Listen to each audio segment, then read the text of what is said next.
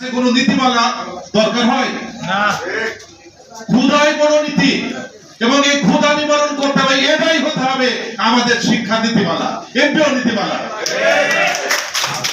প্রতিটি প্রতিষ্ঠানকে স্বীকৃতি দেওয়া হয়েছে নীতিমালার আলোকে এবং প্রতিটি প্রতিষ্ঠানকে আপনারা যাচাই বাছাই করে সবকিছু করে তারপরে তাকে স্বীকৃতি দিয়েছেন।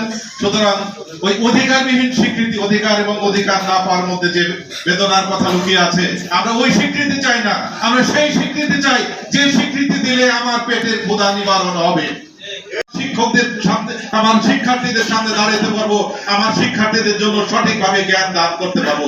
আমি সেই স্বীকৃতি চাই, আমার পরিবার পরিজনের কাছে আমি মাথা উঁচু করে যেন দাঁড়াতে পারি।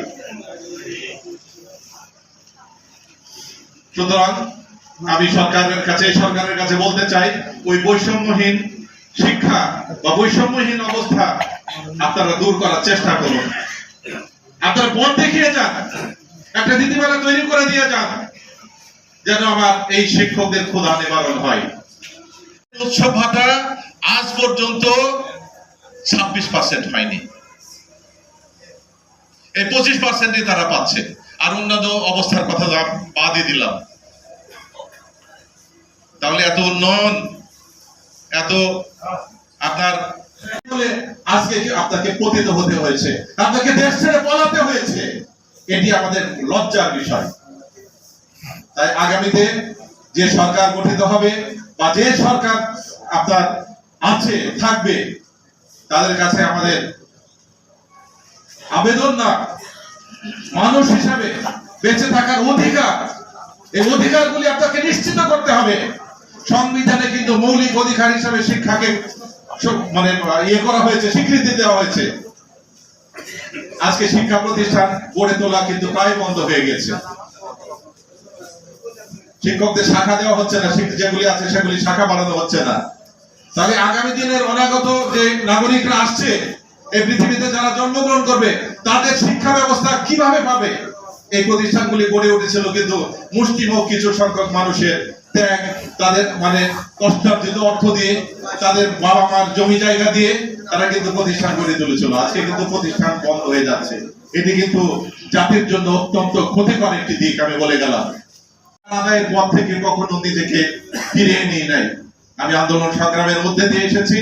আমি আপনাদের এই আন্দোলনের সাথেও একাত্মতা ঘোষণা করছি বাংলাদেশের সবচেয়ে সর্ববৃহৎ শিক্ষক কর্মচারী ঐক্যজোটের পক্ষ থেকে। আমাদের নেতা অধ্যক্ষ মোহাম্মদ সেলিম ভাই, আপনারা জানেন 2টি বছর তিনি জেল খেটেছেন এই শিক্ষকদের অধিকার আদায়ের কথা বলতে গিয়ে। তারপরে তিনি শিক্ষকদের জন্য উৎসব ভাতা দিয়েছেন, অবসর সুবিধা দিয়েছেন, কল্যাণ ট্রাস্ট চালু করেছেন, 100% বেতন দেওয়ার ব্যবস্থা করেছেন। এবং আমাদের এই যে আওয়ামী লীগ সরকারের আরো একটি 2000 সালে আরো একটা কথা বলি, এই নীতিমালা 2000 সালে আমরা যখন আন্দোলন করলাম, প্রায় মানে 34 দিন শিক্ষা প্রতিষ্ঠান বন্ধ করে দিলাম, তখন একটি আমাদের 10% বেতন বাড়িয়ে দেওয়া হলো। কিন্তু আবার একটা নীতিমালা করলো, কালো চুক্তি করলো। সেই কালো চুক্তির কিন্তু আমরা মানে ভঙ্গ করেছি, আমরা বাতিল করেছি। সুতরাং আমরা বলতে চাই, শিক্ষক কর্মচারী ঐক্যজোট আপনাদের পাশে থাকবে। আপনাদের এই প্রতিষ্ঠানগুলি যতদিন আন্দোলন মানে এমপিওভুক্ত না হয়, ততদিন আমরা আপনাদের পাশে থাকবো। আমি প্রতিদিন মন্ত্রণালয়ে যাই, উপদেষ্টার সাথে বসার সুযোগ হয়, সুযোগ পেলে আপনাদের কথা বলবো। সচিব মহোদয়ের সাথে বসার সুযোগ হয়, সুযোগ পেলে আপনাদের কথা বলবো।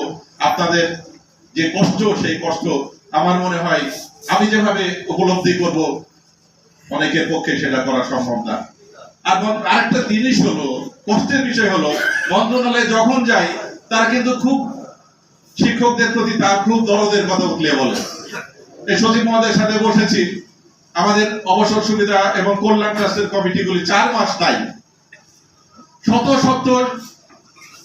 শিক্ষক রাতে ফোন দেয়, স্যার আমার শরীর অসাড় হয়ে গেছে, আমি আর চলতে পারছি না, 4টি বছর হলো আমি কোনো অবসর সুবিধা পাই না, আমার কোনো ইনকাম নাই, আমি ওষুধ কিনতে পারছি না, স্যার আমার অবসরের টাকাটার ব্যবস্থা করে দিন, স্যার আমার কল্যাণের টাকাটার ব্যবস্থা করে দিন।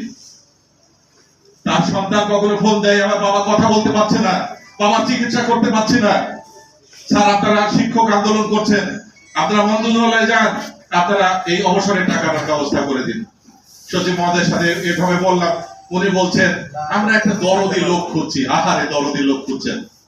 আর এটা জন্ম দিয়েছে আমরা জানি কিভাবে শিক্ষকদের মানে এই দুঃখ দুর্দশা দূর করতে হয়। আর আপনি দরদি লোক খুঁজছেন।